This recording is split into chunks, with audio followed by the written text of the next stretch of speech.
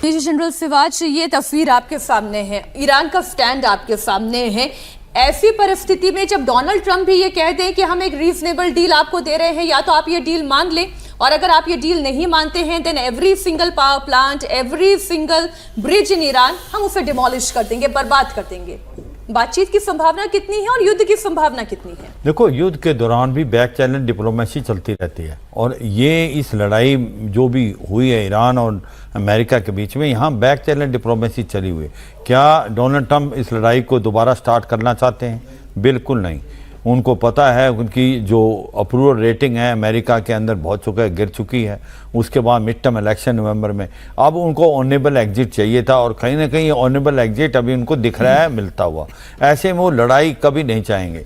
तो फिर अब चाहते क्या हैं? क्यों किया उन्होंने नेवल ब्लॉकेड? ये भी सच्चाई है। इससे पहले ईरान ने क्या किया हुआ था, उसने भी एक ब्लॉकेड किया हुआ था कमर्शियल शिप्स का, और ऊपर से इसने काउंटर ब्लॉकेड लगा दिया, नेवल ब्लॉकेड, जिससे वो ईरान को भी पिंच कर रहा है, क्योंकि ईरान का ऑयल ठीक बिल्कुल 90% तो चीन को ही जाता है, चीन को भी इनडायरेक्टली हिट कर रहा है। मगर ये सच्चाई है, बैक चैनल डिप्लोमेसी चलेगी। लास्ट मूवमेंट पे बातचीत के लिए ईरान राजी होगा। हो सकता है कंडीशनल नेवल ब्लॉकेड अमेरिका हटा ले, क्योंकि ये तो सच्चाई है कि अगर आपको बातचीत करनी है तो गिव एंड टेक करना पड़ेगा।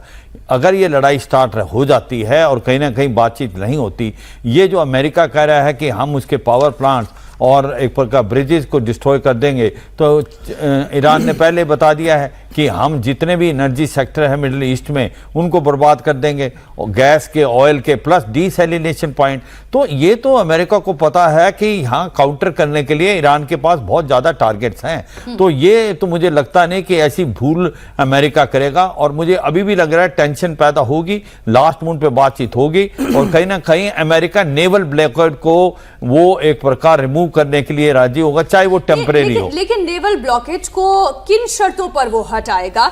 और अमेरिका यूं ही तो नेगोशिएट नहीं करेगा कार्तिक काले जी।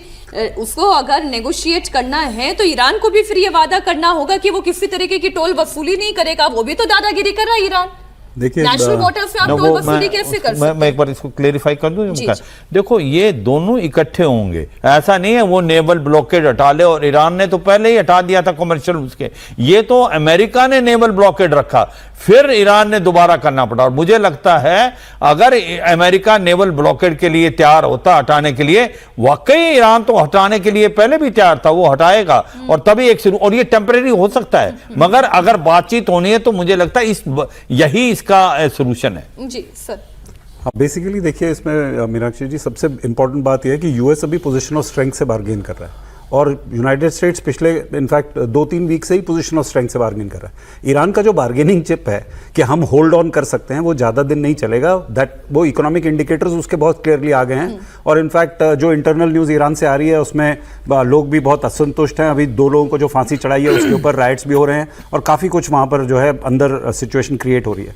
तो और हम जानते हैं कि पिछले ऑलमोस्ट 1.5-2 वीक से, जब से सीज़फायर अनाउंस हुआ है, तब से मोसाद वहाँ अंदर इंटरनल ट्रबल क्रिएट करने की पूरी कोशिश कर रहा है। और मैंने यहाँ तक सुना है इंटरनल न्यूज़ से कि कुछ एरियाज तेहरान में जो हैं वो एक्चुअली वहाँ पर काफ़ी हालत ख़राब है। तो जो सिचुएशन है वो आई एम श्योर कि जो हमें ओपन सोर्स इंटेलिजेंस से खबरें मिल रही हैं वो यूएस को बहुत अच्छी तरह से मिल रही हैं, बिकॉज वही इसके इंस्टिगेटर हैं।